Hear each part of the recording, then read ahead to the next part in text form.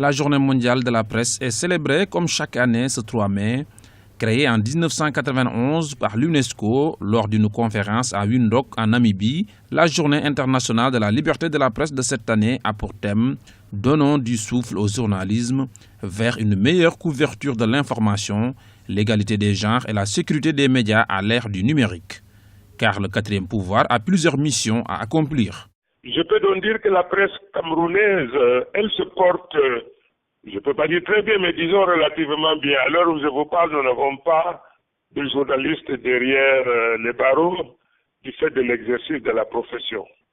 Et j'annonce également que je n'ai jamais eu à interférer sur la ligne éditoriale de quelque journal que ce soit, qu'il s'agisse de la presse écrite, de la presse de la radio ou de la télévision. Jamais. Sauf de temps en temps, quand un journal ou un journaliste a tendance à remettre en cause les acquis les fondamentaux sur lesquels repose la nation, à savoir la paix, la concorde, l'unité, bref. Mais sinon, cette presse, elle est vigoureuse, elle existe, elle est abondante. La presse doit contribuer pleinement au renforcement de la démocratie et de la paix d'une manière générale.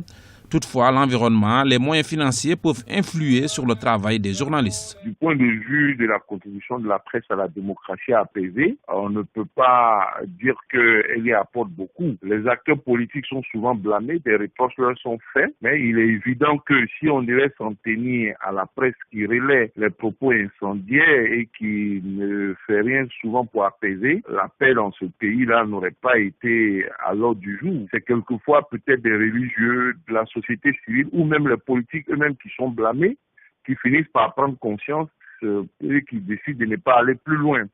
Et je n'ai pas, à ma connaissance, souvenir de ce que la presse, souvent, a pris ses responsabilités pour dire non, nous on veut la paix, nous on veut obtenir telle ou telle chose au nom de la Côte d'Ivoire pour la Côte d'Ivoire et puis on y est arrivé. Ce qui préoccupe la presse, c'est de dire qu'elle n'a pas les ressources, qu'elle n'a pas les moyens, il faut que l'État lui en donne, il faut que les gens lui donnent les moyens. Et puis on lui en donne, mais ça ne résout jamais les problèmes de la presse. Journalistes emprisonnés, médias censurés, dans de nombreux pays, les journalistes travaillent dans les contraintes. Ils sont également dans l'exercice de leur métier d'informer les victimes collatérales de la guerre contre le terrorisme.